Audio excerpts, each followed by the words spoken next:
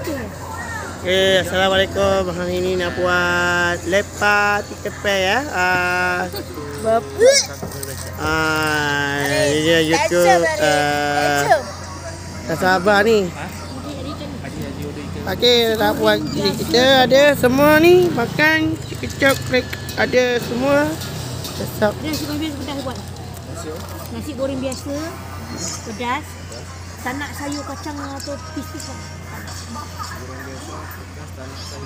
Sayur yang kacang pis, ada timun, kacang pis, ada jagung, tak ada. Okey, nasi goreng biasa tu sayur biasa tak ada. Nak pedas, butter. Apa eh? Semua makan memilih sup. Langkai tak pernah pada ikan dan Okey, alhamdulillah. Dah buat ni ya.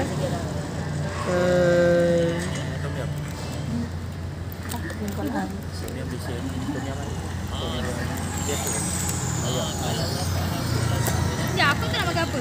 Aku makan nasi ikan je. Aku makan chicken je. Kalau tu nasi bujang. Aku nasi bujang, nasi putih, nasi bujang dengan ikan kembung, kangkung, mak telur bistik, lepas tu dengan tom yum tu je. Okey, ada lagi? Bagi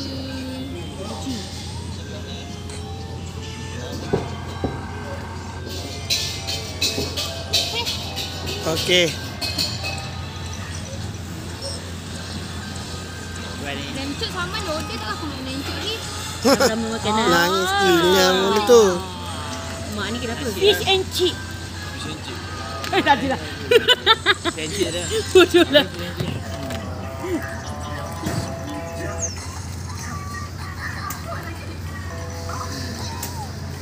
Ni. Fish and chip tu dia pakai sos apa? Garlic kan? Dia pakai potato. Tu sos macam sos Tartar je. Sos tartar. Tapi kalau nak request sos black pepper tu boleh? Boleh. Boleh request tapi jangan campur lah, jangan ada tu dia tuang terus apa kembang. Mana? Meatball lah. La ilaha illallah, punya lama nak kat meatball. Dah. Jaga curi makanan. Curi makanan. Ni apa?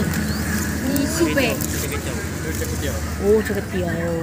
Oh ni kecau ada semua dia. Okey, tapi alhamdulillah. Ya, hari berbicu tu. Mak. Okey. Lightening tu. Lightening. Alright, itu saja nama saya Richie Channel. Assalamualaikum dan selamat jumpa.